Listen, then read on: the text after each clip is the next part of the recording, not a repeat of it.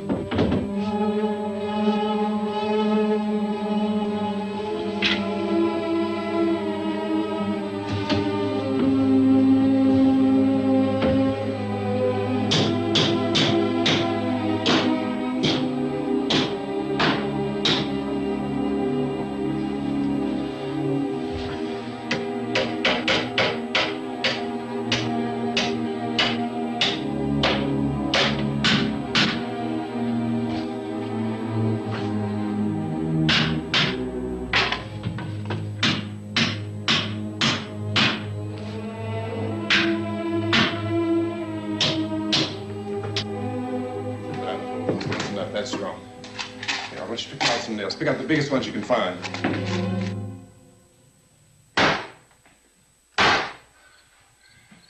There, this room looks pretty secure. If we have to, we can run in here and board up the doors. Won't be long before those things be back pounding their way in here. They're afraid now.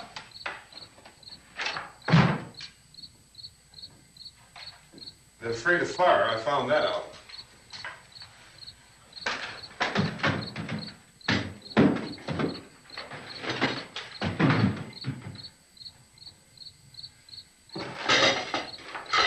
You know a place back down the road called Beekman's?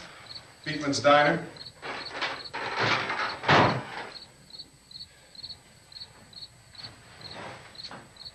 Anyhow, that's where I found that truck I have out there.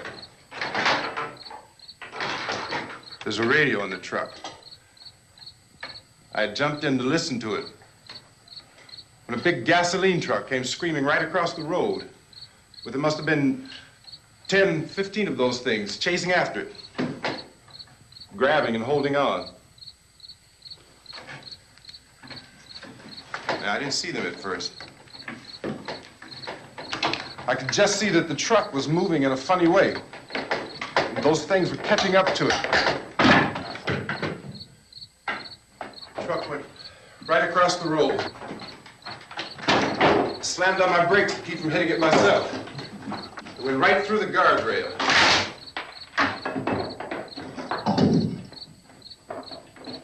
I guess the driver must have cut off the road into that gas station by Beekman's Diner. It went right through the billboard, ripped over a gas pump, and never stopped moving. By now, it's like a moving bonfire. Didn't know if the truck was going to explode or what.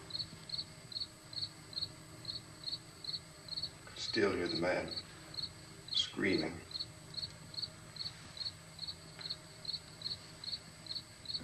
thing is just backing away from it. I looked back at the diner to see if there was anyone there who could help me. It was when I noticed that the entire place had been encircled. There wasn't a sign of life left except... By now there were no more screams. I realized that I was alone with 50 or 60 of those things, just standing there, staring at me. I started to drive. I just plowed right through them. They didn't move. They didn't run or just stood there staring at me. Just wanted to crush them. They scattered through the air like bugs. We were riding in the cemetery, Johnny and me. Johnny.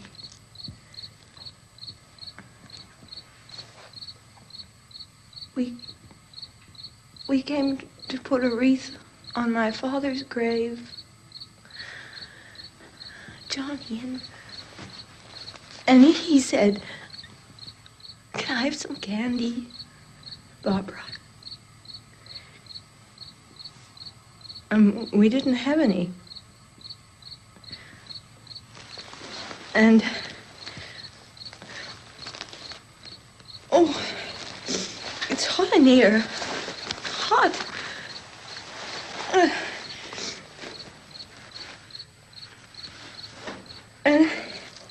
And he said, "Oh, it's late.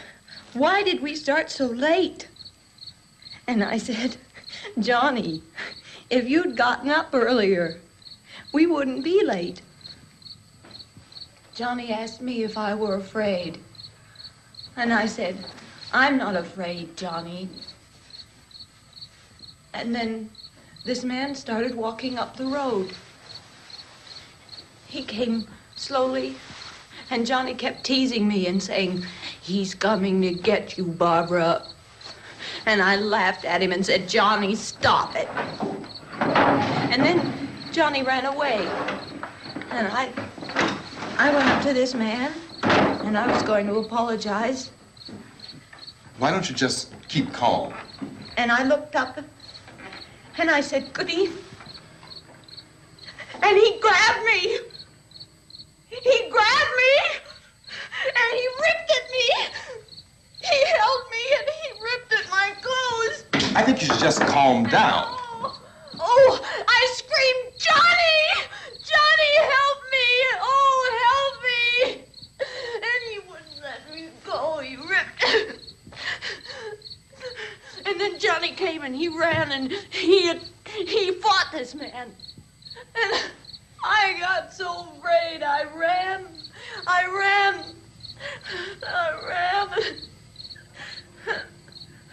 And Johnny didn't come. We have to wait for Johnny.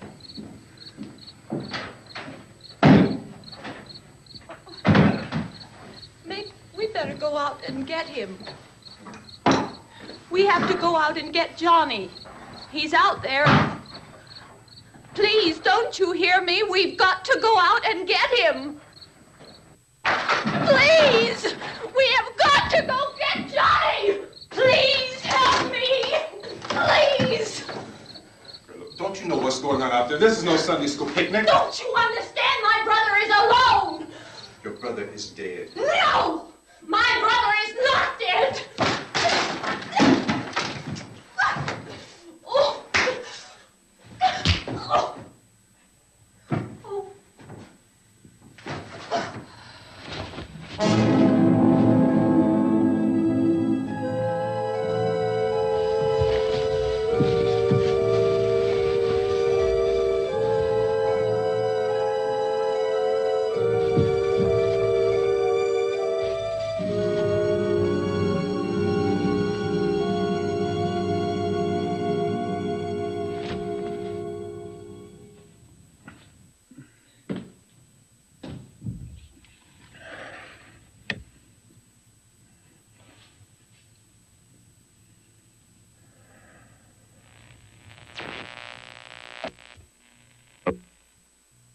National Park. Because of the obvious threat to untold numbers of citizens, and because of the crisis which is even now developing, this radio station will remain on the air day and night.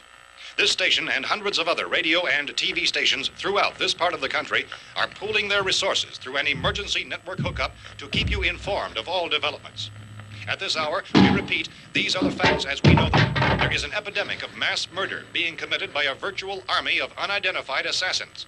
The murders are taking place in villages, cities, rural homes, and suburbs with no apparent pattern or reason for the slayings. It seems to be a sudden, general explosion of mass homicide. We have some descriptions of the assassins. Eyewitnesses say they are ordinary-looking people. Some say they appear to be in a kind of trance. Others describe them as being...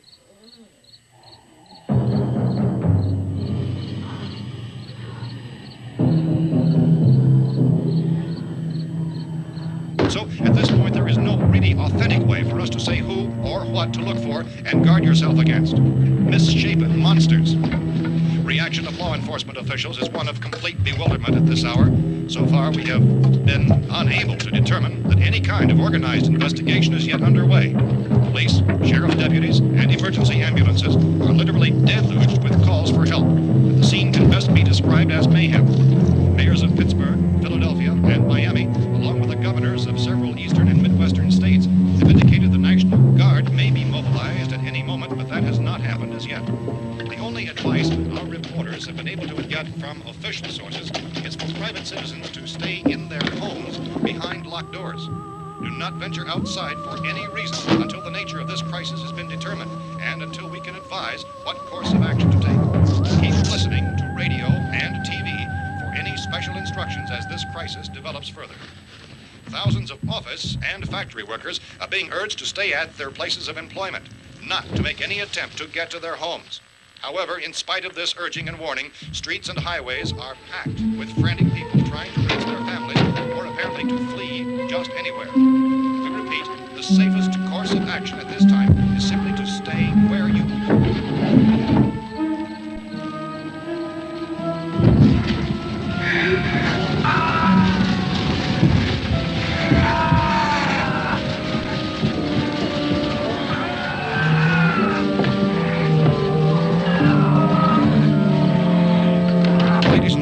just received word that the president has called a meeting of his cabinet to deal with the sudden epidemic of murder which has seized the eastern third of this nation. The meeting is scheduled to convene within the hour. Members of the presidential cabinet will be joined by officials of the FBI and joint chiefs behind closed doors. The White House spokesman, in announcing this conference, says there will be an official announcement as soon as possible following that meeting. This is the latest dispatch just received in our newsroom. Latest word also from National Press Services in Washington, D.C. now tells us that the emergency presidential conference, which we've just mentioned, will include high-ranking scientists from the National Aeronautics and Space Administration. That's the extent of this latest bulletin. Meeting members of his cabinet, the FBI, the Joint Chiefs of Staff, and scientists from NASA within the hour. All radio and TV stations throughout this part of the country, including the one to which you're listening, have joined their facilities in an emergency network to bring you this news as it develops. We urge you to stay tuned to radio and TV and to stay indoors at all costs. Late reports reaching this newsroom tell of frightened people seeking refuge in churches, schools, and government buildings, demanding shelter and protection from the wholesale murder which apparently is engulfing much of the nation. Law enforcement officials are at a loss to explain or, even at this hour, even to theorize about the reasons for this wave of murder. So far, the advice we are able to give the public is summarized by Police Chief T.K. Dunmore of Camden, North Carolina, who's quoted as saying, quote, "Tell the people, for God's sake, to get off the streets. Tell them to go home and lock their doors and windows up tight. We don't know what kind of murder-happy characters we have here." End quote. Police Chief Dunmore of Camden, North Carolina. So far, the only descriptions, the only clues anyone has of the killers come from frightened witnesses of some of the slayings. These eyewitness accounts variously describe the murderers as ordinary-looking people, misshapen monsters, people who look like they're in a trance, and things that look like people but act like animals. Some eyewitnesses tell of seeing victims who look as though they had been torn apart. This whole ghastly story began developing 2 days ago with the report of the slaying of a family of 7 in their rural home near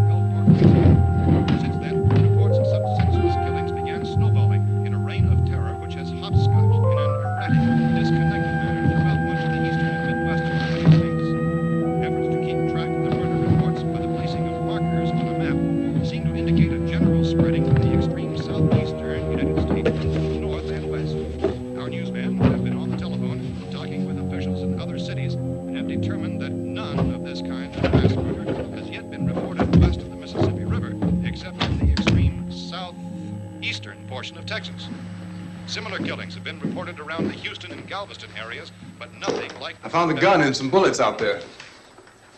It was only late yesterday Oh, and that it these. first became clear we were facing some kind of national emergency. When first reports began filtering in, newsmen and law enforcement agencies were of the opinion This that place is things boarded were up pretty solid now. in nature. However, as these We ought to be all right here for a while. increasing dramatically, it was soon apparent that We have this the was gun something and more than the bullets. usual run of lawlessness. Food and the Some radio. officials began to suspect an obscure kind of conspiracy. Sooner or later, someone's Things as bound to come and get us out. creatures from outer space. So again, we join with law enforcement agencies in urging you to seek shelter in a building. Lock the doors and windows securely. Hey, that's us. We're doing all right. Be cautious of any suspicious strangers. And keep tuned to your radio and television for survival instructions and further details of this continuing story. Look, I don't know if you're hearing me, Goes on in the absence of any law. but I'm going upstairs now. It's almost as though some critical balance of If anything should try to break in here, I can hear it from up there, and I'll be down to take care of it. savage killers. We repeat, this radio station. Everything is all right for now. I'll be back to reinforce the windows and doors later. But you'll be all right for now, okay? Okay. Civil defense officials in Cumberland have told newsmen that murder victims show evidence of having been partially devoured by their murderers.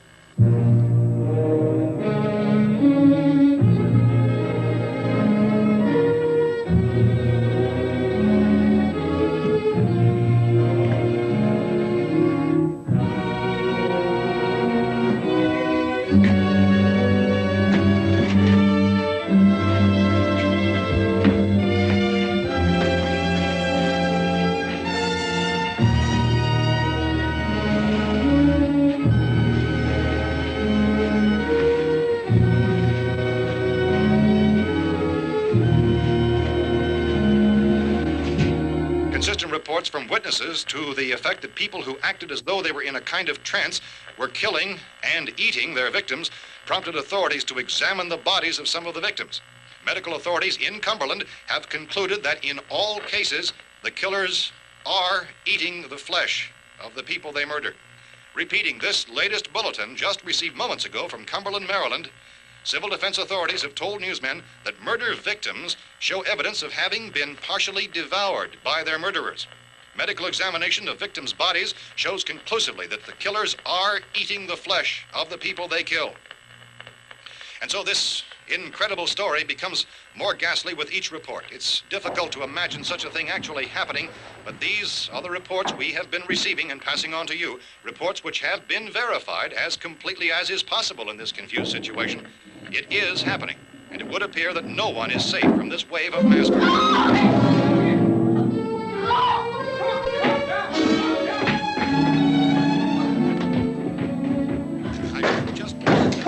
Don't shoot. We're from town. A radio. County, Pennsylvania. The Butler County Sheriff has verified that reports of murder victims being partially eaten by their slayers is true. No further details available at this time. However, How long you guys been down there? I can use some help up here. That's the cellar. It's the safest place.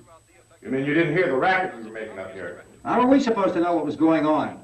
Could have been those things for all we knew. That girl was...